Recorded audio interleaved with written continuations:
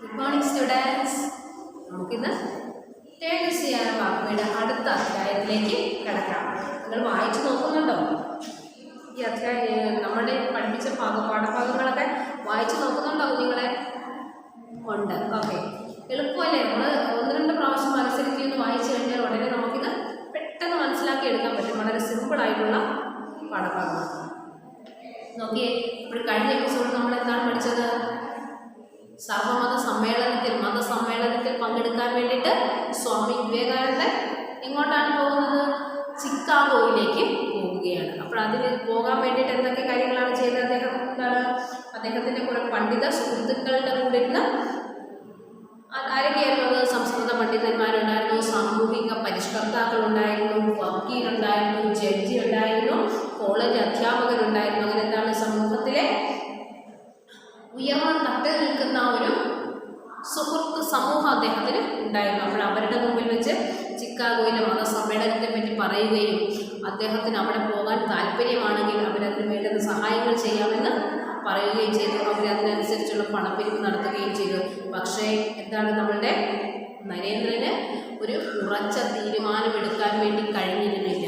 പോണോ വേണ്ടയോ എന്നുള്ളൊരു ഉറച്ച തീരുമാനമെടുക്കാൻ കഴിഞ്ഞിരുന്നില്ല. എന്തായാലും തൻ്റെ ഗുരു തീരുമാനിക്കട്ടെ എന്ന് അദ്ദേഹം വിചാരിച്ചു. അങ്ങനെ എന്താണ്, ഒരു ദിവസം രാത്രിയിൽ സ്വപ്ന ദർശനത്തിൽ എന്താണ് കണ്ടത്? പറഞ്ഞേ, ഗുരുവിനെ എങ്ങനെയാണ് സ്വപ്ന ദർശനത്തിൽ കണ്ടത്?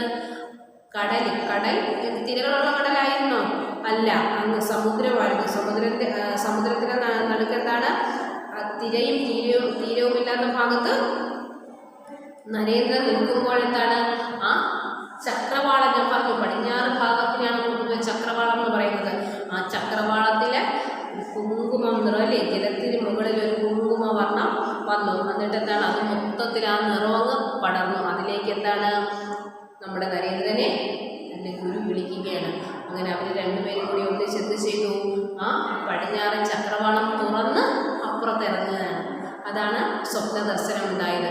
അങ്ങനെ അദ്ദേഹം ചിക്കാഗോയിൽ പോകാൻ വേണ്ടിയിട്ട് തീരുമാനിച്ചു.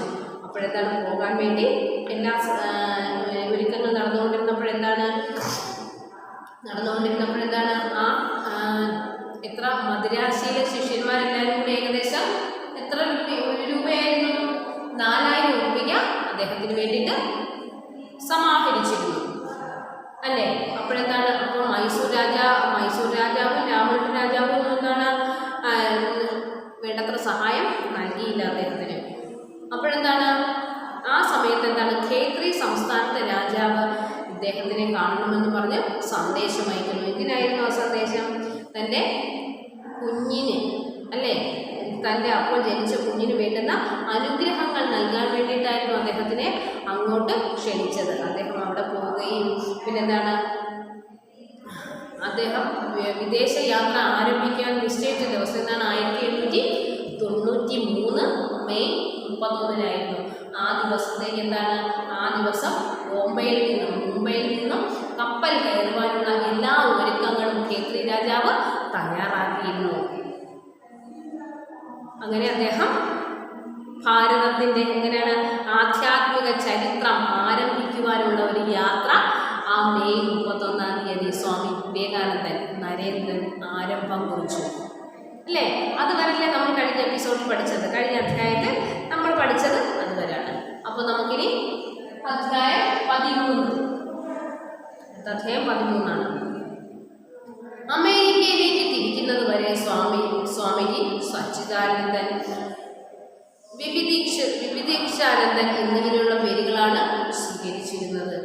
എന്നാൽ ഖേത്രി മഹാരാജാവ് സ്വാമിയോട് ഇങ്ങനെ അപേക്ഷിച്ചു: അങ്ങയുടെ പേര് നാവിൽ കൊള്ളുന്നില്ല, അതൊന്ന് മാറ്റിയാൽ കൊള്ളാം. മാത്രമല്ല, വിവിധിഷാകാലം, അറിവ് അന്വേഷിക്കുന്ന കാലം കഴിഞ്ഞിരിക്കുന്നു. അതുകൊണ്ട് മറ്റൊരു നാമധേയം സ്വീകരിച്ചുകൂടെ? സ്വാമി അത് സമ്മതിച്ചു. മഹാരാജാവ് ഉടൻ തന്നെ പറഞ്ഞു: എൻ്റെ അഭിപ്രായത്തിൽ അങ്ങേക്ക് യോജിക്കുന്ന പേര് വിവേകാനന്ദൻ എന്നാണ്. അപ്പോഴെന്താണ്, അദ്ദേഹം അമേരിക്കയിലേക്ക് തിരിക്കുന്നത് വരെ എന്താണ്, ആ സ്വാമി സച്ചിദാനന്ദൻ, വിവിധീഷാനന്ദൻ എന്നിങ്ങനെയുള്ള പേരുകളാണ് സ്വീകരിച്ചത്. സ്വീകരിച്ചിരുന്നത്. ആ സമയത്ത് എന്താണ്, അദ്ദേഹം ഖേത്രി രാജാവിൻ്റെ അടുത്തേക്ക് പോകുന്നില്ലേ? ആ ഖേത്രി രാജാവിൻ്റെ അടുത്തേക്ക് പോകുമ്പോൾ രാജാവ് എന്താണ് പറയുന്നത്? സ്വാമിയോട് അപേക്ഷിക്കുകയാണ്. എന്താണ്? അങ്ങയുടെ പേര് നാവിൽ കൊള്ളുന്നില്ല. എന്തൊക്കെയാണ്? സ്വാമിജി സച്ചിദാനന്ദൻ. പറയാൻ എളുപ്പമാണോ? സ്വാമിജി സച്ചു എന്നൊക്കെ ആയിരുന്നെങ്കിൽ പറയാൻ എളുപ്പമായിരുന്നല്ലേ? സച്ചിദാനന്ദൻ. പിന്നെന്താണ്? വിവിധിഷാനന്ദൻ. നമുക്ക് തിരിയുന്ന പോലും ഇല്ലാന്നുള്ള പേര്. അപ്പം അതൊന്നും നാവിൽ കൊള്ളുന്നില്ല. അങ്ങനെയുള്ള പേരുകളൊക്കെ എന്താണ്? അങ്ങനെയുള്ള പേരുകളൊന്നും പെട്ടെന്ന് നാക്കിൽ കൊള്ളുന്നില്ല. അതുകൊണ്ട് എന്താണ്? അത് ആ പേരൊന്ന് മാറ്റിയാൽ കൊള്ളാം. മാത്രമല്ല എന്താണ്? വിവിധിഷാകാലം എന്ന് വെച്ചാൽ നമ്മൾ അറിവ് നേടാൻ ആഗ്രഹിക്കുന്ന സമയമാണ്. ഇപ്പം നിങ്ങളുടെയൊക്കെ സമയം എന്ന് വെച്ചാൽ എന്താണ്? ഈ വിവിധിഷാകാലമാണ്. എന്താണ്? അറിവ് നേടിക്കൊണ്ടിരിക്കുക, അറിവ് സമ്പാദിച്ചുകൊണ്ടിരിക്കുന്ന പ്രായമാണ് നിങ്ങളുടെയൊക്കെ. അതുകൊണ്ട് എന്താണ്? ആ പ്രായം എന്താണ്? ആ പ്രായം അങ്ങേക്ക് കഴിഞ്ഞിരിക്കുന്നു. അറിവ് നേടുന്ന ആ ഒരു പ്രായം അങ്ങേക്ക് കഴിഞ്ഞിരിക്കുന്നു. അതുകൊണ്ട് മറ്റൊരു നാമധേയം സ്വീകരിച്ചുകൂടെ? അതുകൊണ്ട് എന്താണ്? വേറെ ഒരു പേര്, മറ്റൊരു നാമധേയം സ്വീകരിച്ചുകൂടെ? സ്വാമി അത് സമ്മതിച്ചു. രാജാവ് ഉടൻ തന്നെ ഇങ്ങനെ പറഞ്ഞു. അപ്പോഴെന്താണ്? രാജാവിൻ്റെ ആ ഒരു അഭിപ്രായം സമ്മതിച്ചു. ഓക്കെ, എനിക്ക് പേര് മാറ്റുന്നതിനോട് വിരോധമൊന്നുമില്ല, സമ്മതവുമാണ്. അപ്പോഴെന്താണ് രാജാവ് എന്താണ് പറഞ്ഞത്? എൻ്റെ അഭിപ്രായത്തിൽ അങ്ങേക്ക് യോജിക്കുന്ന പേര് വിവേകാനന്ദൻ എന്നാണ്. എന്താണ് യോജിക്കുന്ന പേര്? വിവേകാനന്ദൻ എന്നാണ്. സ്വാമി സന്തോഷപൂർവ്വം ആ നാമം സ്വീകരിച്ചു. അപ്പോഴെന്താണ്? സ്വാമിജി വളരെ സന്തോഷത്തോടു കൂടി ആ ഒരു പേര്, ആ ഒരു നാമം എന്ന് വെച്ചാൽ എന്താണ്? പേരെന്നാണ് അർത്ഥം അല്ലേ? നമ്മൾ ഗ്രാമർ നോക്കുമ്പോൾ നാമം എന്നാൽ പേരായ ശബ്ദത്തിലെ നാമം എന്നാണ് പറയുന്നത്. അപ്പോഴെന്താണ്? ആ ഒരു നാമം, ആ ഒരു പേര് സ്വീകരിച്ചു. അങ്ങനെ വിവേകാനന്ദനായ സ്വാമി ശ്രീലങ്ക, ചൈന, ജപ്പാൻ എന്നീ രാജ്യങ്ങൾ വഴി ആ വർഷം ജൂലൈ അവസാനത്തിൽ അമേരിക്കയിലെത്തി. അപ്പോൾ ആ വർഷം അവസാനത്തിൽ എങ്ങനെയൊക്കെയാണ്, ഏത് വഴിയാണ് പോയത്? ശ്രീലങ്ക, ചൈന, ജപ്പാൻ എന്നീ രാജ്യങ്ങൾ വഴി ആ വർഷം ജൂലൈ അവസാനത്തിൽ അമേരിക്കയിലെത്തി. എന്നാണ് പുറപ്പെട്ടത്? മെയ്യിലാണ് പുറപ്പെട്ടത്. മെയ് 31. June, July. മെയ് 31 ആ മാസം തീർന്നില്ലേ? പിന്നെ ജൂൺ ഒരു മാസമുണ്ട്, ജൂലൈ ഉണ്ട്. ജൂലൈ അവസാനത്തിൽ അമേരിക്കയിൽ എത്തി. ജൂലൈ 30 ചിക്കാഗോയിൽ എത്തിച്ചേർന്നു. എന്നിട്ട് ജൂലൈ 30 അദ്ദേഹം ചിക്കാഗോയിൽ എത്തിച്ചേർന്നു. അപ്പോഴാണ് അദ്ദേഹം ആ വിവരം അറിഞ്ഞത്. മതമഹാസമ്മേളനം സെപ്റ്റംബർ മാസത്തിലാണെന്ന്. അപ്പോഴെന്താണ്? ഇന്നത്തെ പോലെ വലിയ മെയിൽ അയക്കാനോ ടെക്നോളജീസും കാര്യങ്ങളൊന്നുമില്ല. ഇപ്പോഴൊക്കെയാണെങ്കിൽ എന്താണ്? നമ്മുടെ ഫോൺ എടുത്ത് ഒരു ബട്ടൺ ഞെക്കിക്കഴിഞ്ഞാൽ നമുക്ക് ലോകത്തിൽ എവിടെ വേണമെങ്കിലും വിളിച്ചൂടെ? അതുപോലെ എന്ത് വിവരങ്ങൾ അറിയണമെങ്കിലും അതുപോലെ നമുക്ക് ചെയ്യാലോ. അപ്പോഴെന്താണ്? അന്നത്തെ കാലത്ത് അങ്ങനെയുള്ള സംവിധാനങ്ങളൊന്നുമില്ല. അദ്ദേഹം ജൂലൈ 30 ചിക്കാഗോയിൽ എത്തിക്കഴിഞ്ഞപ്പോഴാണ് എന്തറിഞ്ഞത്? മഹാസമ്മേളനം സെപ്റ്റംബർ മാസത്തിലാണെന്ന്. സർവമത സമ്മേളനം സെപ്റ്റംബർ മാസത്തിലാണെന്ന് അന്നാണ് അറിയുന്നത്. മാത്രമല്ല, സമ്മേളനത്തിന് ഒരു പ്രതിനിധിയായി പ്രവേശിക്കണമെങ്കിൽ അംഗീകാരമുള്ള ഒരു മതസംഘടന നൽകുന്ന സാക്ഷ്യപത്രം ആവശ്യമാണെന്ന് വിവേകാനന്ദൻ അറിഞ്ഞു. അത് മാത്രമല്ല,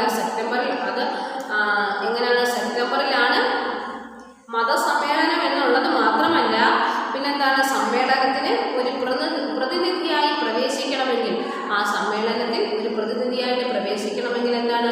അംഗീകാരമുള്ള ഒരു മതസംഘടന നൽകുന്ന സാക്ഷ്യപത്രം ആവശ്യമാണെന്നും വിവേകാനന്ദൻ അറിഞ്ഞു. ആ ഒരു മതം നൽകുന്ന ഒരു മതസംഘടന നൽകുന്ന സാക്ഷ്യപത്രം ആവശ്യമാണെന്നും വിവേകാനന്ദൻ അറിഞ്ഞു. അതായത് എന്താണ്? ഇന്ന മതം വിശ്വസിക്കുന്ന, ഇന്ന മതത്തിലാണ് മെമ്പർഷിപ്പുള്ള വ്യക്തിയാണ് ഇതെന്ന് പറഞ്ഞിട്ട് ആ ഒരു ഫോർമാലിറ്റി കൊടുക്കത്തില്ലേ? അത് അദ്ദേഹം അറിഞ്ഞു. വിവേകാനന്ദൻ ഹിന്ദുമതത്തിന്റെ പ്രതിനിധിയാണ് താൻ എന്ന് തെളിയിക്കുന്ന ഒന്നും വിവേകാനന്ദന്റെ പക്കൽ ഉണ്ടായിരുന്നില്ല. അദ്ദേഹം ഹിന്ദുമത വിശ്വാസിയാണ്. എങ്ങനെയാണ് ഹിന്ദുമതത്തിന്റെ പ്രതിനിധി? വിശ്വാസിയല്ല, പ്രതിനിധിയാണ് താൻ എന്ന് തെളിയിക്കുന്ന ഒന്നും വിവേകാനന്ദന്റെ പക്കൽ ഉണ്ടായിരുന്നില്ല. സാമ്പത്തികമായി വിവേകാനന്ദൻ നില പരുങ്ങലിൽ ആയിരുന്നു. അപ്പോഴെന്താണ്? എല്ലാവരും കൂടി കളക്ട് ചെയ്തു കൊടുത്ത എല്ലാവരും കൂടി പിരിച്ചു കൊടുത്ത പൈസ മാത്രമല്ല അദ്ദേഹത്തിന്റെ കയ്യിലുള്ളൂ. അപ്പോഴെന്താണ് അദ്ദേഹം സാമ്പത്തികമായി വിവേകാനന്ദന്റെ നിരാപരിമനായിരുന്നു.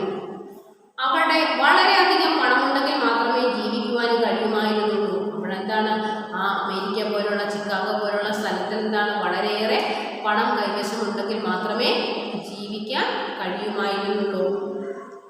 ഇനി എന്തു ചെയ്യും എന്ന ചോദ്യവുമായി സ്വാമി അനന്തതയിലേക്ക് നോക്കി. ഇനി എന്താണ് താൻ ചെയ്യുന്നത്? ആ എന്ത് ചെയ്യും എന്നുള്ളൊരു ചോദ്യവുമായിട്ട് സ്വാമി അനന്തതയിലേക്ക് എന്ത് ചെയ്യാം എന്താ പറയുന്നത് ഒരു എത്തും പിടിയിൽ ഇനി എന്ത് ചെയ്യുമെന്ന് അറിയാൻ വയ്യാത്ത ഒരവസ്ഥയിൽ ഇങ്ങനെ അദ്ദേഹം നിൽക്കുകയാണ്. മനസ്സിലായ കുഞ്ഞുങ്ങൾ ഇതെന്താണ്? അപ്പോഴെന്താണ് അദ്ദേഹം അവിടെ നിന്ന് യാത്ര തിരിച്ച് ജൂലൈ അവസാനമായപ്പോഴാണ് ചിക്കാഗോയിൽ എത്തിയത്. ഏതൊക്കെയാണ്? ശ്രീലങ്ക, ചൈന, ജപ്പാൻ എന്നീ രാജ്യങ്ങൾ വഴിയാണ് അദ്ദേഹം അമേരിക്കയിൽ എത്തിച്ചേർന്ന് ചിക്കാഗോയിൽ എത്തിയത്. അവിടെ ചെന്നതിന് ശേഷമാണ് അറിയുന്നത് എന്ത് സെപ്റ്റംബർ മാസത്തിൽ മാത്രമേ മതസമ്മേളനമുള്ളൂ എന്നറിയുന്നത്. അപ്പോഴെന്താണ് വീണ്ടും 2 മാസം ഉണ്ട്. അപ്പോഴവിടെ കഴിയണം. അവിടെ ചെന്നപ്പോഴാണ് അദ്ദേഹം അറിയുന്നത് എന്ത് ഏതെങ്കിലും ഒരു മത സംഘടന നൽകുന്ന സാക്ഷ്യപത്രം ഉണ്ടെങ്കിൽ മാത്രമേ അതിലേക്ക് പ്രവേശനം കിട്ടുള്ളൂ എന്നുള്ള കാര്യം. അതുമാത്രമല്ല അവിടെ വളരെയധികം ജീവിത ചെലവ്, ഒരുപാട് ജീവിത ചെലവുള്ളതാണ്. അതനുസരിച്ചുള്ള സാമ്പത്തികം അദ്ദേഹത്തിന്റെ കയ്യിൽ ഇല്ലായിരുന്നു. നോക്കിയ മക്കളെ, യാദൃശ്ചികമാണല്ലോ പലതും. എല്ലാ വഴിത്തിരിവുകളും അങ്ങനെ വരുന്നതുമാണ്. എന്താണ് വളരെ യാദൃശ്ചികമായിട്ട് സഡനായിട്ട് എന്താണ് അപ്രതീക്ഷിതമായിട്ടാണ് പല കാര്യങ്ങളും സംഭവിക്കുന്നത്. അപ്പോഴെന്താണ് എല്ലാ വഴിത്തിരിവുകളും അങ്ങനെ വരുന്നതുമാണ്. എല്ലാ വഴിത്തിരിവുകൾ എന്ന് വെച്ചാൽ എന്താണ് നമുക്ക് പോകുന്ന വഴിക്ക് എവിടെയെങ്കിലും ഒരു ഡൈവേർഷൻ കാണത്തില്ലേ, തിരിവ് കാണും. ആ വഴിത്തിരിവുകൾ എന്തൊക്കെ എന്താണ് പെട്ടെന്ന് തന്നെ വരുന്ന കാര്യങ്ങളാണ്. ഉത്സാഹികളായ ആ ചെറുപ്പക്കാരുടെ വാക്കുകൾ കേട്ട് എടുത്തു ചാടിയത് അബദ്ധമായോ എന്ന് വിവേകാനന്ദൻ സംശയിച്ചു. അപ്പോഴെന്താണ് ആ അദ്ദേഹത്തിന്റെ ആ മേൽത്തട്ടിലുള്ള സുഹൃത്തുക്കൾ അവരല്ലേ ഇതിനൊരു പിന്തുണ നൽകിയത് അദ്ദേഹത്തിന്. എന്താണ് ഉത്സാഹികളായ ആ ചെറുപ്പക്കാരുടെ വാക്കുകൾ കേട്ട് എടുത്തു ചാടിയത് അബദ്ധമായോ എന്ന് വിവേകാനന്ദൻ സംശയിച്ചു. അവരുടെ ആ ഒരു പ്രോത്സാഹനം കണ്ട് അതിലേക്ക് എടുത്ത് കൂടുതൽ കാര്യങ്ങൾ ചിന്തിക്കാതെ എടുത്തു ചാടിയത് അബദ്ധമായി പോയോ എന്ന് പോലും അദ്ദേഹം ചിന്തിക്കുകയാണ്, അദ്ദേഹം സംശയിക്കുകയാണ്. എന്തായാലും ജീവിത ചെലവ് കുറഞ്ഞ ബോണറ്റ്സിലേക്ക് പോകാമെന്ന് സ്വാമി തീരുമാനിച്ചു. എന്താണ് അവിടെ ബോസ്റ്റൺ എന്ന് പറഞ്ഞ സ്ഥലത്ത് ജീവിക്കാൻ വേണ്ടിയിട്ട് പൊതുവെ ജീവിത ചെലവ് കുറവാണ്. അവിടെ എന്തായാലും ജീവിത ചെലവ് കുറഞ്ഞ ബോസ്റ്റണിലേക്ക് പോകാമെന്ന് സ്വാമി തീരുമാനിച്ചു. ആ യാത്രയിൽ യാദൃശ്ചിക വിവേകാനന്ദൻ മിസ് കാതറിയൻ എന്ന യുവതിയെ പരിചയപ്പെട്ടു. അപ്പോഴെന്താണ് അവിടെ ജീവിത ചെലവ് ഒരുപാട് കൂടുതലാണെന്ന് പറഞ്ഞില്ലേ. ആ ജീവിത ചെലവ് കുറഞ്ഞിട്ടുള്ള ബോസ്റ്റണിലേക്ക് പോകാമെന്ന് അദ്ദേഹം തീരുമാനിച്ചു. അപ്പോൾ ആ ബോസ്റ്റണിലേക്കുള്ള യാത്രയിൽ എന്താണ് യാദൃശ്ചികമായിട്ട് വിവേകാനന്ദൻ മിസ് കാതറിയൻ എന്ന യുവതിയെ പരിചയപ്പെട്ടു. അപ്പോൾ കാതറിയൻ എന്നുള്ളൊരു യുവതി അദ്ദേഹം പരിചയപ്പെട്ടു. സ്വാമിജിയുടെ ആഗമന കാരണം അവരെ ഉത്സാഹം കൂട്ടി. അപ്പോഴെന്താണ് അവരുമായിട്ട് സംസാരിച്ചപ്പോൾ സ്വാമിജി എന്തിനാണ് അവിടെ വന്നത് അന്ന് അവരറിയുകയും അത് അവരിൽ വളരെയധികം ഉത്സാഹം കൂട്ടുകയും ചെയ്തു. അവർ സ്വാമിജിയെ അവരുടെ നാട്ടിൻ പുറത്തുള്ള ഭവനത്തിൽ കൂട്ടിക്കൊണ്ടുപോയി. അവരെന്താണ് സ്വാമിജിയെ സ്വാമിജി എന്ത് ചെയ്തു? സ്വാമിജിയെ അവരുടെ നാട്ടിൻ പുറത്തുള്ള ഭവനം എന്ന് വെച്ചാൽ എന്താണോ വീടാണ്, വീട്ടിൽ കൂട്ടിക്കൊണ്ടുപോയി. ഭാരതത്തിൽ നിന്നും വന്ന ഒരു അപൂർവ വസ്തുവിനെ മറ്റുള്ളവരുടെ മുമ്പിൽ പ്രദർശിപ്പിക്കാനുള്ള കൗതുകമായിരുന്നു അവർക്ക്. ഭാരതത്തിൽ നിന്ന് നമ്മുടെ ഇന്ത്യയിൽ നിന്ന് ചെന്ന ഒരു അപൂർവ വസ്തുവിനെ എന്താണ് അവരുടെ വസ്തുവിനെ മറ്റുള്ളവരുടെ മുമ്പിൽ പ്രദർശിപ്പിക്കുവാനുള്ള ഒരു കൗതുകമായിരുന്നു അവർക്ക്. എന്തായാലും സ്വാമിജിക്ക് ഭാഗ്യമായി. അതെന്തായാലും അവരുടെ മനസ്സിലിരിപ്പോൾ എന്തായിരുന്നാലും എന്താണ് അവർക്ക് എന്താണ് ഒരു അപൂർവ വസ്തുവിനെ കൊണ്ടുപോയി കണ്ടോ, ഭാരതത്തിൽ നിന്ന് വന്ന് ഇന്ത്യയിൽ നിന്ന് വന്ന് എൻ്റെ സുഹൃത്താണെന്നൊക്കെ പറഞ്ഞ് പരിചയപ്പെടുത്താൻ എന്താണ് അവർക്കതൊരു അഭിമാനമാണ്. അപ്പോഴെന്താണ്, എന്തായാലും എന്താണ്, സ്വാമിജിക്കത് ഭാഗ്യമായി, സ്വാമിജിക്ക് വളരെ ഭാഗ്യമായി. അവിടെ വെച്ച് ഹാർവാർഡ് വിശ്വവിദ്യാലയത്തിലെ ഗ്രീക്ക് സാഹിത്യ അധ്യാപകനായ ജെച്ച് റൈറ്റ് എന്ന വ്യക്തിയുമായി വിവേകാനന്ദൻ പരിചയപ്പെട്ടു. അപ്പോഴെന്താണ്, അവൻ എന്ത് ചെയ്യുന്നു, അവിടെ ആ സ്ഥലത്ത് വെച്ച് സ്വാമിജിക്ക് മറ്റൊരു ഭാഗ്യമുണ്ടായി. എന്താണ് ഹാർവാർഡ് വിശ്വവിദ്യാലയത്തിലെ ഗ്രീക്ക് സാഹിത്യ അധ്യാപകൻ, ഏത് വിശ്വവിദ്യാലയമാണോ, ഹാർവാർഡ് വിശ്വവിദ്യാലയത്തിലെ ഗ്രീക്ക് സാഹിത്യ അധ്യാപകനായ ജെച്ച് റൈറ്റ് എന്ന വ്യക്തിയുമായി വിവേകാനന്ദൻ പരിചയപ്പെട്ടു. അവരുടെ സംഭാഷണം 4 മണിക്കൂറോളം നീണ്ടുനിന്നു. അപ്പോഴെന്താണ്, നല്ല വിദ്യാഭ്യാസമുള്ള എഡ്യൂക്കേറ്റഡ് ആയിട്ടുള്ള ഒരു വ്യക്തിയാണ്, വേറൊരു രാജ്യക്കാരനാണ്, വേറൊരു ഭാഷ അറിയാവുന്ന ആളാണ്. എന്നിട്ട് പോലും അവരുടെ സംഭാഷണം എത്രയാണ്, ഏകദേശം 4 മണിക്കൂറോളം നീണ്ടുനിന്നു. വിവേകാനന്ദന്റെ മേധാശക്തി എന്താണെന്ന് റൈറ്റ് നന്നായി തിരിച്ചറിഞ്ഞു. വിവേകാനന്ദന്റെ ആ ഒരു മേധാശക്തി എന്താണെന്ന് റൈറ്റ് നന്നായി തിരിച്ചറിഞ്ഞു. ബുദ്ധിയുടെ കൊട്ടാരമാണ് തൻ്റെ മുൻപിൽ ജീവനോടെ ഇരിക്കുന്നതെന്ന ചിന്ത റൈറ്റിനെ ഉളകമണിയിച്ചു. അപ്പോഴെന്താണ്, വിവേകാനന്ദൻ ആരാണെന്ന് മനസ്സിലായി, ബുദ്ധിയുടെ കൊട്ടാരമാണ് തൻ്റെ മുൻപിൽ ഇരിക്കുന്നത് എന്ന ചിന്ത റൈറ്റിനെ ഉളകമണിയിച്ചു. അപ്പോൾ സംസാരിക്കുമ്പോഴത്തേക്കും നമുക്ക് തന്നെ ഒരാളോട് സംസാരിക്കുമ്പോൾ അറിയാമല്ലോ എന്താണ് അദ്ദേഹത്തിൻ്റെ അറിവ്, ബുദ്ധി എത്രമാത്രം ഉണ്ടെന്നുള്ള കാര്യം നമുക്ക് മനസ്സിലാകുമല്ലോ, അല്ലേ? മനസ്സിലാകില്ലേടോ? മനസ്സിലാകും. അപ്പോഴാ ഒരു എത്രത്തോളം ഉണ്ടെന്ന് അദ്ദേഹത്തിന് മനസ്സിലായി. എന്താണ്, ഒരു ബുദ്ധിയുടെ കൊട്ടാരമാണ് അവിടെ ഇരിക്കുന്നതെന്ന് അദ്ദേഹത്തിന് മനസ്സിലായി. റൈറ്റ് വിവേകാനന്ദനെ മതസമ്മേളനത്തിൽ പ്രതിനിധിയാക്കാമെന്ന് ഏറ്റു. ഇപ്പോഴെന്താണ്, റൈറ്റ് വിവേകാനന്ദനെ മഹാസമ്മേളനത്തിൽ പ്രതിനിധിയാക്കാമെന്ന് ഏറ്റു. മതമഹാസമ്മേളനത്തിൻ്റെ നിർവാഹകരിൽ ഒരാൾ റൈറ്റിൻ്റെ സഹോദരനായിരുന്നു. അപ്പോഴെന്താണ്, ഈ അധ്യാപകന്റെ സഹോദരനായിരുന്നു ആര്, മതമഹാസമ്മേളനത്തിൻ്റെ നിർവാഹകരിൽ ഒരാൾ റൈറ്റിൻ്റെ സഹോദരനായിരുന്നു. മതമഹാസമ്മേളനത്തിന് പോകുവാൻ തൻ്റെ പക്കൽ പ്രമാണപത്രങ്ങളൊന്നുമില്ലെന്ന് സ്വാമിജി വീണ്ടും റൈറ്റിനെ ധരിപ്പിച്ചു. അപ്പോഴെന്താണ്, അദ്ദേഹത്തിൻ്റെ ആ ഒരു നിർവാഹകരിൽ, അതിൻ്റെ സംഘാടകരിൽ ഒരാൾ ആരായിരുന്നു, ആ റൈറ്റ് അധ്യാപകന്റെ സഹോദരനായിരുന്നു. എന്താണ്, മതമഹാസമ്മേളനത്തിന് പോകാൻ തൻ്റെ പക്കൽ പ്രമാണപത്രങ്ങളൊന്നുമില്ലെന്ന് സ്വാമി വീണ്ടും റൈറ്റിനെ ധരിപ്പിച്ചു. എന്താണ്, അദ്ദേഹത്തിൻ്റെ കയ്യിൽ അതിന് പോകത്തക്ക രീതിയിലുള്ള തെളിവുകളും പ്രൂഫും ഒന്നും ഇല്ലെന്നുള്ള കാര്യം പറഞ്ഞില്ലേ. ഏതാണ്, ആ മതത്തിൻ്റെ സാക്ഷിപത്രം വേണമെന്ന് പറഞ്ഞില്ലേ, മതസംഘടനയുടെ സാക്ഷിപത്രം വേണമെന്നുള്ള കാര്യം പറഞ്ഞില്ലേ. അപ്പോഴതൊന്നും തൻ്റെ കയ്യിലില്ലെന്ന് അദ്ദേഹം റൈറ്റിനെ ധരിപ്പിച്ചു. അപ്പോൾ അദ്ദേഹം ഉച്ചത്തിൽ ഇങ്ങനെ പറഞ്ഞു അത്രേ, സ്വാമി, അങ്ങയോട് പ്രമാണപത്രം ആവശ്യപ്പെടുന്നത് സൂര്യന് പ്രകാശിക്കുവാനുള്ള അവകാശം ചോദിക്കുന്നത് പോലെയാണ്.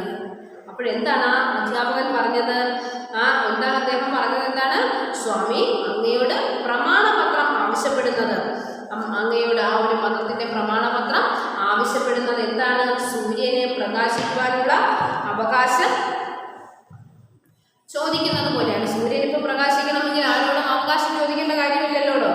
ആ സൂര്യന് പ്രകാശിക്കാനുള്ള അവകാശം ചോദിക്കുന്നത് പോലെയാണ്.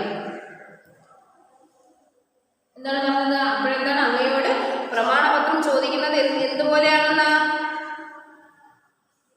പ്രമാണപത്രം ആവശ്യപ്പെടുന്നത് എന്തുപോലെയാണെന്നാ പറയുന്നത്, സൂര്യന്, അതിനേക്കാൾ വലിയൊരു എക്സാമ്പിൾ ഉണ്ടോടോ, സൂര്യന് പ്രകാശിക്കുവാനുള്ള അവകാശം ചോദിക്കുന്നത് പോലെയാണ്. സൂര്യന് പ്രകാശിക്കുവാനുള്ള അവകാശം ചോദിക്കുന്നത് പോലെയാണ്. റൈറ്റ് സഹോദരനെ ഇങ്ങനെ എഴുതി, പഠിപ്പ് നിറഞ്ഞ നമ്മുടെ വിദ്യാലയത്തിലെ അധ്യാപകരെല്ലാം കൂടി ചേർത്താലും അതിലധികം വിദ്വത്വമുള്ള ഒരു പുരുഷ ശ്രേഷ്ഠനെയാണ് ഞാനിപ്പോൾ പരിചയപ്പെടുത്തുന്നത്. ചിക്കാഗോയിലേക്കുള്ള ഒരു ടിക്കറ്റും കത്തും നൽകി പ്രൊഫസർ റൈറ്റ് സ്വാമിയെ അയച്ചു. എന്താണ് പറഞ്ഞിരിക്കുന്നത്, എന്താണ് നമുക്ക് എന്താണ് സഹോദരൻ അയച്ചിരിക്കുന്നത്, എന്താണ്, സ്വാമി, അങ്ങയോട് പ്രമാണപത്രം ആവശ്യപ്പെടുന്നത് സൂര്യന് പ്രകാശിക്കുവാനുള്ള അവകാശം ചോദിക്കുന്നത് പോലെയാണ്. സഹോദരൻ എന്താണ് എഴുതിയത്? പഠിപ്പ് നിറഞ്ഞ നമ്മുടെ വിശ്വവിദ്യാലയത്തിലെ എല്ലാം കൂടി ചേർന്നാലും അതിലധികം വിദ്വത്വമുള്ള ഒരു പുരുഷ ശ്രേഷ്ഠനെയാണ് ഞാനിപ്പോൾ പരിചയപ്പെടുത്തുന്നത്. നമ്മുടെ കോളേജിലെ അധ്യാപകരെല്ലാവരും കൂടി കൂടിയാലുമുള്ള അതിനേക്കാൾ ബുദ്ധിയുള്ള, അല്ലേ, അതിലധികം വിദ്വത്വമുള്ള, അത്രത്തോളം വിദ്വാനായിട്ടുള്ള ഒരാളെയാണ്, ഒരു പുരുഷ ശ്രേഷ്ഠനെയാണ് ഞാനിപ്പോൾ പരിചയപ്പെടുത്തുന്നത്. അങ്ങനെ ഒരു വ്യക്തിയാണ് ഞാനിപ്പോൾ അങ്ങേക്ക് പരിചയപ്പെടുത്തുന്നത്. ചിക്കാഗോയിലേക്കുള്ള ഒരു ടിക്കറ്റും കത്തും നൽകി പ്രൊഫസർ റൈറ്റ് സ്വാമിയെ അയച്ചു. അപ്പോഴെന്താണ് ചിക്കാഗോയിലേക്കുള്ള ഒരു ടിക്കറ്റും ഈ ഒരു കത്തും നൽകിയിട്ട് പ്രൊഫസർ റൈറ്റ് സ്വാമിയെ അയച്ചു. ആ കത്തും എല്ലാം നൽകിയതിന് ശേഷം പ്രൊഫസർ റൈറ്റ് എന്താണ് അദ്ദേഹത്തിനെ അവിടേക്ക് അയച്ചു. അപ്പോൾ അദ്ദേഹം ടിക്കറ്റ് കൊടുത്ത് അദ്ദേഹത്തിനെ അയച്ചു. പിന്നെന്താണ്, അല്പം മനസമാധാനത്തോടെ വിവേകാനന്ദൻ ചിക്കാഗോയിൽ എത്തി. അപ്പോഴെന്താണ് ഈ ഒരു ടിക്കറ്റ് കിട്ടി, ഈ ഒരു കത്ത് കിട്ടിക്കഴിഞ്ഞപ്പോഴെന്ന് അദ്ദേഹത്തിന് വളരെ വലിയൊരു വലിയ ടെൻഷൻ കഴിഞ്ഞ ഒരു പ്രതീതിയല്ലേ, വളരെ മനസമാധാനം കിട്ടിയ ഒരു അവസ്ഥയല്ലേ അദ്ദേഹത്തിന്, അല്ലേ? അതെ, തീർച്ചയായിട്ടും അതെ. ഇപ്പം നമുക്ക് തന്നെ ഏതെങ്കിലും ഒരു കാര്യത്തിൽ നമുക്ക് പങ്കെടുക്കണമെന്ന് പറഞ്ഞ് ചെല്ലുമ്പോഴത്തേക്ക് നമുക്ക് അവിടെ പാസ് ഉണ്ടെങ്കിൽ അകത്ത് കയറ്റി വിടത്തോളം പറഞ്ഞ് നമ്മളെ കൈ പാസ്സും ഇല്ല, കയ്യിലോട്ട് കാശും ഇല്ലാത്തൊരവസ്ഥയിൽ നിൽക്കുമ്പോഴത്തേനെ ഒരാൾ നമ്മൾക്ക് ഒരു പരിചയമില്ലാത്ത ഒരാൾ വന്നിട്ട് പാസ് തരാൻ കയറിക്കൊന്ന് വന്ന് തരുന്ന ഒരു അവസ്ഥ ഉണ്ടല്ലോ, അതിനേക്കാൾ വലിയൊരവസ്ഥയിലല്ലേ ഇത്? തീർച്ചയായിട്ടും. അപ്പോൾ അദ്ദേഹത്തിന് വളരെ മനസ്സമാധാനത്തോടെ വിവേകാനന്ദൻ ചിക്കാഗോയിൽ എത്തി. പക്ഷേ വീണ്ടും ഒരു ദുഃഖം പിടികൂടി. പക്ഷേ എന്താണ്, വളരെ സമാധാനത്തോടു കൂടിയാണ് അങ്ങോട്ട് പോയത്. പക്ഷേ എന്താണ്, വീണ്ടും ഒരു ദുഃഖം പിടികൂടി. പൗരസ്ത്യ രാജ്യത്തു നിന്നും വന്നവർക്ക് താമസിക്കുന്നതിനുള്ള സൗകര്യങ്ങൾ ചെയ്തു കൊടുക്കുന്നത് സമിതി അധ്യക്ഷന് പ്രൊഫസർ ഒരു കത്ത് കൊടുത്തിരുന്നുവല്ലോ. അപ്പോഴെന്താണ്, ആ പൗരസ്ത്യ രാജ്യം എന്ന് വെച്ചാൽ നമ്മുടെ പൗരസ്ത്യമായിട്ടുള്ള രാജ്യത്തു നിന്നും വന്നവർക്ക് താമസിക്കുന്നതിനുള്ള സൗകര്യങ്ങൾ ചെയ്തു കൊടുക്കുന്ന സമിതി അധ്യക്ഷന് പ്രൊഫസർ ഒരു കത്ത് കൊടുത്തിരുന്നുവല്ലോ. യാത്രാമധ്യേ അത് നഷ്ടപ്പെട്ടു. അപ്പോൾ അദ്ദേഹത്തിൻ്റെ സഹോദരന് വേണ്ടിയിട്ട് ഒരു കത്ത് തന്നുവിട്ടല്ലോ. പക്ഷെ എന്താണ്, അദ്ദേഹത്തിൻ്റെ യാത്രയുടെ മധ്യത്തിൽ വെച്ച് യാത്രക്കിടയിൽ എപ്പോഴോ ആ ഒരു കത്ത് നഷ്ടപ്പെട്ടു. ആകെ ധർമ്മസങ്കടത്തിലായി വിവേകാനന്ദൻ. വളരെയധികം മനപ്രയാസമായി പോയി. ആ ഒരു കിട്ടിയ സമാധാനം നഷ്ടപ്പെട്ടു. ആകെ ധർമ്മസങ്കടത്തിലായി വിവേകാനന്ദൻ. വഴി കാട്ടാൻ ആരും കൂട്ടാക്കിയില്ല. അദ്ദേഹത്തിന് വഴി പറഞ്ഞു കൊടുക്കാൻ വേണ്ടി ആരും അദ്ദേഹത്തിനെ കൂട്ടാക്കിയില്ല. നേരം ഇരുട്ടി തുടങ്ങി. രാത്രി ഏകദേശം ഇരുട്ടായി തുടങ്ങി. റെയിൽവേ സ്റ്റേഷൻ മുന്നിൽ ഒഴിഞ്ഞു കിടക്കുന്ന ഒരു പെട്ടിപ്പുറത്ത് കയറി കിടന്നു. അദ്ദേഹം എന്ത് ചെയ്തു, ആ ഒരു റെയിൽവേ സ്റ്റേഷനിൽ ആകെ കൂടി മനപ്രയാസമായി. ആ കത്ത് ഇവിടെയോ നഷ്ടപ്പെട്ടു. പിന്നെ അങ്ങോട്ട് പോകാനുള്ള വഴി ആരോട് ചോദിച്ചിട്ട് പറഞ്ഞു കൊടുക്കുന്നില്ല. ആരും അദ്ദേഹം ചോദിക്കുന്നത് ശ്രദ്ധിക്കുന്ന പോലും ഇല്ലാത്തൊരവസ്ഥയായിപ്പോയി. രാത്രി ഏകദേശം ഇരുട്ടി തുടങ്ങി. അപ്പോഴെന്താണ്, ആ റെയിൽവേ സ്റ്റേഷനിൽ മുന്നിൽ ഒഴിഞ്ഞു കിടന്ന ഒരു പെട്ടിപ്പുറത്ത് കയറി കിടന്നു. അദ്ദേഹം ആ ഒരു ഒന്നും ചെയ്യാനില്ല, വല്ലാത്തൊരവസ്ഥയായിട്ട് അദ്ദേഹം ഒരു പെട്ടിപ്പുറത്തേക്ക് കയറി കിടന്നു. വിശപ്പ് സഹിച്ചു ശീലമായതിനാൽ വിഷമം തോന്നിയില്ല. നല്ല വയറ് നന്നായിട്ട് വിശക്കുകയും ചെയ്യുന്നുണ്ട്. പക്ഷെ എന്താണ്, ആ ഒരു വിശപ്പ് സഹിച്ചിട്ടുള്ളൊരു ശീലമുള്ളതുകൊണ്ട് എന്താണ്, ഒട്ടും വിഷമം തോന്നിയില്ല. പുലർച്ചെ എഴുന്നേറ്റ് പുറപ്പെട്ടു. രാവിലെ എഴുന്നേറ്റ് അദ്ദേഹം പുറപ്പെട്ടു. ധനവാന്മാരുടെ വസതികൾ നിൽക്കുന്ന റോഡിലൂടെ വേണമായിരുന്നു സ്വാമിജിക്ക് പോകുവാൻ. എന്താണ്, അപ്പോഴാ പുറപ്പെടുന്ന രാവിലെ അദ്ദേഹം യാത്ര തുടരുകയാണ്. അപ്പോഴെന്താണ്, ധനവാന്മാർ, ഒരുപാട് സാമ്പത്തികമുള്ള ആളുകളുടെ വസതികൾ നിൽക്കുന്ന റോഡിലൂടെ, ഒരുപാട് പണക്കാരായിട്ടുള്ള ആളുകളുടെ വീടുകൾ നിൽക്കുന്ന ഭാഗത്തൂടെ ആയിരുന്നു അദ്ദേഹത്തിന് പോകുവാനുള്ളത്. അദ്ദേഹം നടന്നു പോവുകയാണ് അതിലെ. രാത്രിയിൽ ഉറക്കം തീരെ ആയിരുന്നില്ല. അദ്ദേഹത്തിൻ്റെ രാത്രിയിലത്തെ ഉറക്കം ഒട്ടും ശരിയായിരുന്നില്ല. സ്വാമിജിയുടെ അംഗങ്ങൾ അത്യന്തം തളർന്നിരുന്നു. അപ്പോഴെന്താണ്, ആ ഭയങ്കര വല്ലാത്ത ടെൻഷനും പിന്നെന്താണ്, നല്ല വിശപ്പുണ്ടായിരുന്നു. അത് പിന്നെന്താണ്, രാത്രിയിൽ ഉറക്കവും ശരിയായില്ല. അപ്പോഴെന്താണ്, അദ്ദേഹത്തിൻ്റെ അംഗങ്ങൾ വളരെ തളർന്നിരുന്നു. മുഷിഞ്ഞ വസ്ത്രവും ക്ഷീണിതമായ ആകൃതിയും കണ്ട് പല വീടുകളിലെയും ആൾക്കാർ അദ്ദേഹത്തോട് നിർദ്ദയമായി പെരുമാറി. അപ്പോഴെന്താണ്, അദ്ദേഹം ധരിച്ചിരുന്ന വേഷങ്ങളൊക്കെ റെയിൽവേ സ്റ്റേഷനിൽ പോയി കിടന്നതല്ലേ,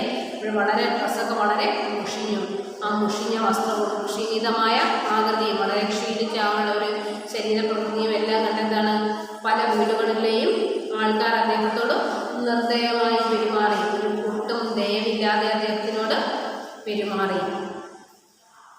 അവർ ഒരു തരത്തിൽ ആട്ടി ഓടിക്കുക തന്നെ ചെയ്തു. അപ്പോഴെന്താണ്, ഒരു തരത്തിൽ അദ്ദേഹത്തിനെ അവിടെ നിന്ന് ആട്ടി ഓടിക്കുക തന്നെ ചെയ്തു. വിവേകാനന്ദൻ ഏറെ തളർന്നു. അപ്പോൾ അദ്ദേഹം വളരെയേറെ തളർന്നു. സർവ്വതും ഈശ്വരനിൽ സമർപ്പിച്ച് വഴിവെക്കി വിശ്രമിക്കുവാൻ തുടങ്ങി. അപ്പോഴെന്താണ്, അദ്ദേഹം ആകെക്കൂടി തളർന്നു പോയി. അപ്പോഴെന്താണ്, എല്ലാം ഈശ്വരനിൽ ഈശ്വരനിലെല്ലാം സമർപ്പിച്ചിട്ട് അദ്ദേഹം എന്ത് ചെയ്യുന്നു, അദ്ദേഹം വഴിവെക്കി വിശ്രമിക്കുവാൻ തുടങ്ങി. ആ വഴിയുടെ ഒരറ്റത്തിൽ നിന്ന് വിശ്രമിക്കുവാൻ തുടങ്ങി. അല്പം കഴിഞ്ഞു. വിവേകാനന്ദൻ ചുറ്റും നോക്കിക്കൊണ്ടിരിക്കവേ എതിരെയുള്ള ഒരു വീടിൻ്റെ പൂമുഖവാതിൽ തുറന്നു. അദ്ദേഹം അവിടുന്ന് വിശ്രമിച്ചു കൊണ്ടിരിക്കുന്ന ഒരവസരത്തിൽ എന്താണ്, ആ ഇരുന്നതിൻ്റെ നേരെ എതിരെയുള്ള വീട്ടിൻ്റെ പൂമുഖവാതിൽ മുൻവശത്തെ കതക് തുറന്നു. ഒരു സ്ത്രീ പുറത്തിറങ്ങി. അവിടെ നിന്നും ഒരു സ്ത്രീ പുറത്തേക്ക് ഇറങ്ങി. അവർ വിവേകാനന്ദൻ്റെ സമീപത്തേക്ക് നടന്നു. അവരെന്താണ്, ആ വീട്ടിൽ നിന്ന് പുറത്തിറങ്ങി വിവേകാനന്ദൻ്റെ സമീപത്തേക്ക് നടന്നു. അദ്ദേഹത്തോട് കുശലം ചോദിച്ചു. അദ്ദേഹത്തിൻ്റെ അടുത്ത് വന്ന് അദ്ദേഹത്തിനോട് സംസാരിക്കുകയാണ്, കാര്യങ്ങൾ ചോദിച്ചു. ഐശ്വര്യം തെളിഞ്ഞ മുഖമായിരുന്നു അവരുടേത്. വളരെ ഐശ്വര്യമുള്ള, നല്ല നല്ല ഐശ്വര്യം, നല്ല ഭംഗിയും ഐശ്വര്യവും. നമുക്ക് ചിലരെ കാണുമ്പോഴത്തേന് അവരുടെ മുഖത്തിന് നല്ലൊരു തേജസ്സും ഐശ്വര്യം ആയിരിക്കത്തില്ലേ? അങ്ങനെ ആ ഒരു ഐശ്വര്യമുള്ള മുഖമായിരുന്നു അവരുടേത്. മഹാസമ്മേളനത്തിന് വന്ന പ്രതിനിധിയാണ് താൻ എന്ന് വിവേകാനന്ദൻ വിശദീകരിച്ചു. ഇപ്പോഴെന്താണ്, മതമഹാസമ്മേളനത്തിന് വന്നിരിക്കുന്ന ഒരു പ്രതിനിധിയാണ് താനെന്ന് വിവേകാനന്ദൻ വിശദീകരിച്ചു. അവർ വളരെ സൗമ്യതയോടെ ഭവനത്തിലേക്ക് ക്ഷണിച്ചു. ഇപ്പോഴെന്താണ്, അദ്ദേഹം ആരാണെന്ന് അറിഞ്ഞപ്പോൾ വളരെ സൗമ്യതയോടുകൂടി ആ വീട്ടിനകത്തേക്ക് അദ്ദേഹത്തിനെ ക്ഷണിച്ചു. പ്രഭാത കൃത്യങ്ങൾ നിർവഹിച്ചു വന്ന സ്വാമിജിക്ക് ഭക്ഷണം നൽകി. അദ്ദേഹം കുളിച്ച് ഫ്രഷായി വരുന്ന സമയത്ത്, പ്രഭാത കൃത്യങ്ങൾ നിർവഹിച്ചു വന്ന സമയത്ത് അദ്ദേഹത്തിന് എന്ത് ചെയ്തു, ഭക്ഷണം നൽകി. അവർ തന്നെ അദ്ദേഹത്തെ ഒരു പ്രതിനിധിയായി സമ്മേളനത്തിൽ അംഗീകരിച്ചു. എന്നിട്ടെന്താണ്, അവർ തന്നെ അദ്ദേഹത്തിനെ ഒരു പ്രതിനിധിയായി സമ്മേളനത്തിൽ അംഗീകരിച്ചു. അപ്പോൾ അവർ തന്നെ അദ്ദേഹത്തിനെ ഒരു പ്രതിനിധിയായിട്ട് അംഗീകരിച്ചു. പൗരസ്ത്യ ദേശത്തു നിന്നെത്തിയ പ്രതിനിധികളോടൊപ്പം വസിക്കുവാൻ വേണ്ടുന്ന ഏർപ്പാടുകൾ ചെയ്തു. ഇപ്പോൾ പൗരസ്ത്യ ദേശത്തു നിന്നും എത്തിയ പ്രതിനിധികളോടൊപ്പം താമസിക്കുവാൻ വേണ്ടുന്ന ഏർപ്പാടുകളെല്ലാം ചെയ്തു. ആപത്തുകാലത്ത് സഹായഹസ്തം നീട്ടിയ ഈ മാന്യ മഹിളയ്ക്ക് മർച്ച എന്ന അവരുടെ ഭർത്താവായ ജോർജ് ഹെയ്ലിനെ ഫാദർ പോപ്പ് എന്നുമാണ് സ്വാമിജി പിന്നീട് വിളിച്ചിരുന്നത്. അപ്പോഴെന്താണ്, ഈ ഒരു ആപത്ത് കാലത്ത് അദ്ദേഹത്തിൻ്റെ ആ ഒരു ആപത്ത് വന്ന സമയത്ത് സഹായഹസ്തം നീട്ടിയ ഈ മാന്യ മഹിളയ്ക്ക്, അദ്ദേഹത്തെ സഹായിക്കാൻ വന്ന ഈ മാന്യായിട്ടുള്ള ഈ യുവതിക്ക് മദർ ചർച്ച് എന്നും, എന്താണ് യുവതിയെ വിളിച്ചത്, മദർ ചർച്ച് എന്നും അവരുടെ ഭർത്താവായ ജോർജ് ഹെയ്ലിനെ, അവരുടെ ഭർത്താവിൻ്റെ പേരെന്താണ്, ജോർജ് ഹെയ്ൽ, അദ്ദേഹത്തിനെ ഫാദർ പോപ്പ് എന്നുമാണ് സ്വാമിജി പിന്നീട് വിളിച്ചത്. ഫാദർ പോപ്പ് എന്നുമാണ് അദ്ദേഹം പിന്നീട് അവരെ വിളിച്ചിരുന്നത്. പിൽക്കാലത്ത് സ്വാമിജിയുടെ വചനങ്ങളെ അംഗീകരിച്ചു ജീവിച്ച മിസ് മേരി ഹെയ്ൻ എന്ന യുവതിയുടെ അമ്മയാണവർ. പിൽക്കാലത്ത് ആരാണ്, സ്വാമിജിയുടെ വാക്കുകളെ, സ്വാമിജിയുടെ വചനങ്ങളെ അംഗീകരിച്ച് ജീവിച്ച മിസ് മേരി ഹെയ്ൻ എന്ന യുവതിയുടെ അമ്മയാണവർ. ഈ കുടുംബവുമായിട്ടുള്ള സൗഹൃദം വിവേകാനന്ദൻ എന്നും കാത്തു സൂക്ഷിച്ചു. ഈ ഒരു കുടുംബവുമായിട്ടുള്ള ആ ഒരു ബന്ധം, ആ ഒരു സൗഹൃദം അദ്ദേഹം എന്നും കാത്തു സൂക്ഷിച്ചു. നിങ്ങളൊന്ന് ചിന്തിച്ചേ, വിവേകാനന്ദൻ അദ്ദേഹത്തിൻ്റെ കയ്യിലുള്ള ആ ഒരു കത്ത് നഷ്ടപ്പെട്ടു പോവുകയും അദ്ദേഹം റെയിൽവേ സ്റ്റേഷനിൽ വരെയും തങ്ങേണ്ടി വന്നിട്ടും പിറ്റേ ദിവസം ആ ഒരു വഴിയിലൂടെ പോയിട്ട് മറ്റാരും അദ്ദേഹത്തെ ശ്രദ്ധിച്ചില്ല, ആട്ടി ഓടിച്ചില്ലേ. അതേസമയം ഈ വീട്ടമ്മയാണെങ്കിലോ, ഈ വീട്ടമ്മ വന്ന് അദ്ദേഹം ആരാണെന്ന് അന്വേഷിക്കുകയും അദ്ദേഹത്തെ വീട്ടിൽ കൊണ്ടുപോയി അദ്ദേഹത്തിന് പ്രഭാത കൃത്യങ്ങളുള്ള കാര്യങ്ങളെല്ലാം ചെയ്തു കൊടുക്കുകയും വേണ്ട ഫുഡ് കൊടുക്കുകയും പിന്നെന്താണ് പ്രതിനിധിയായിട്ട് അംഗീകരിച്ച് അതിൽ പ്രവേശിക്കാനുള്ള അവസരം കൊടുക്കുകയും പിന്നീട് എന്താണ് ചെയ്തത്,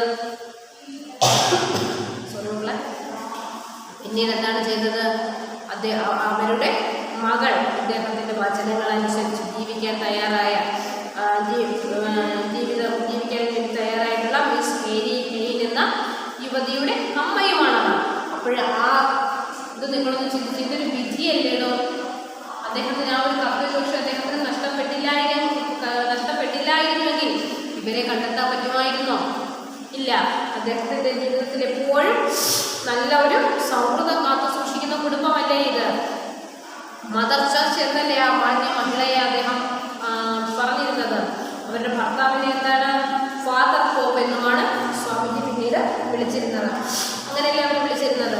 അപ്പോഴെന്താണ് ഏതൊരു കാര്യത്തിനും ഒരു വിധിക്ക് ഒരു വലിയ പ്രാധാന്യമുണ്ട്. ഓരോ കാര്യങ്ങളും നമ്മുടെ ജീവിതത്തിൽ നമുക്ക് സംഭവിക്കുന്ന ഓരോ കാര്യങ്ങളാണെങ്കിൽ പോലും എല്ലാം വിധിയാണ്. വിധിയിൽ വിശ്വസിക്കുകയാണ്.